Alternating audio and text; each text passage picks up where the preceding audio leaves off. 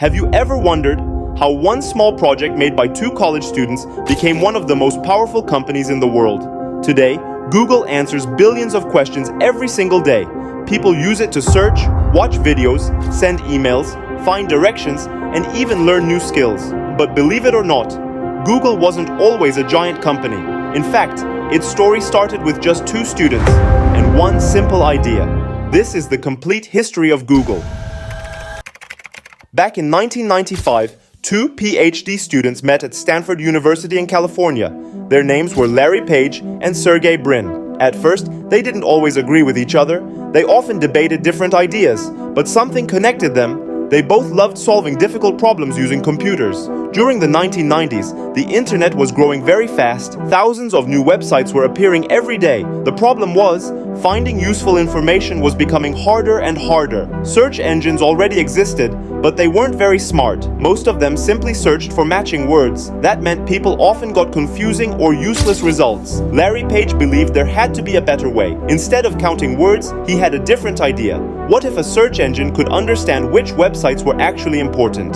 Together, Larry and Sergey started working on a research project. They created a new search system called Backrub. Yes, before it was called Google, it was actually named Backrub. The name sounded strange, but the idea behind it was revolutionary.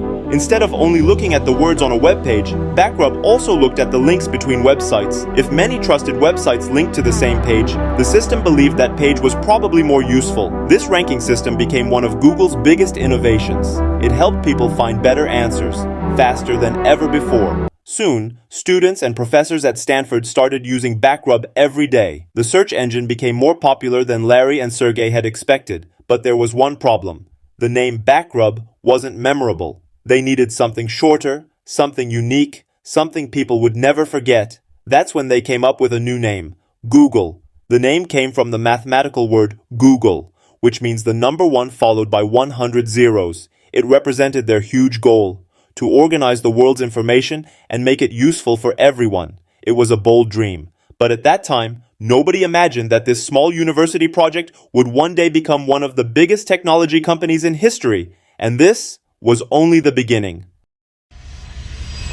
Google now had a new name and a powerful search engine, but there was one big problem. Larry Page and Sergey Brin had a great idea, but they didn't have enough money to turn it into a real company. Their project was growing fast. More and more people were using Google every day. The computers they used at Stanford University could no longer handle the increasing number of searches. They needed funding. So, they started looking for investors.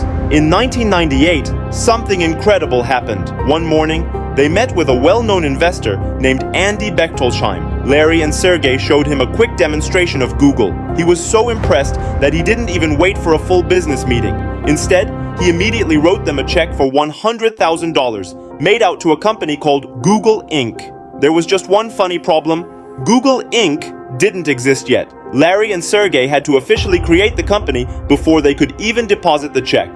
And that's exactly what they did. On September 4th, 1998, Google Inc. officially became a company. But don't imagine a huge office with hundreds of employees. Google's first office was actually a rented garage in Menlo Park, California. The garage belonged to Susan Wojcicki. At the time, nobody knew that she would later become the CEO of YouTube. Inside that small garage, the team worked day and night. There were only a few employees, a few computers, and one big dream. While other search engines filled their websites with colorful banners and advertisements, Google's homepage looked completely different. It was clean, simple, and incredibly fast. There were almost no distractions, just a search box and 2 buttons. People loved it. They could find information in seconds without dealing with clutter. Word spread quickly. Students told their friends. Families recommended it to each other. Businesses started using it. Google wasn't becoming popular because of expensive advertisements. It was becoming popular because people genuinely found it useful. By the end of 1999, millions of searches were being made every single day. The company was growing much faster than anyone had expected. Soon, investors noticed something special. Google wasn't just another search engine.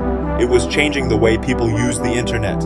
As more money came in, Google hired talented engineers, bought better computers, and moved into larger offices. But Larry and Sergey wanted more than just a successful business. They wanted Google to organize the world's information and make it available to everyone. It was an ambitious goal. but they believe technology could make it possible. This is the complete history of Google. If you want part 2, where Google launches groundbreaking products like Gmail, Google Maps, Android, and YouTube, comment below.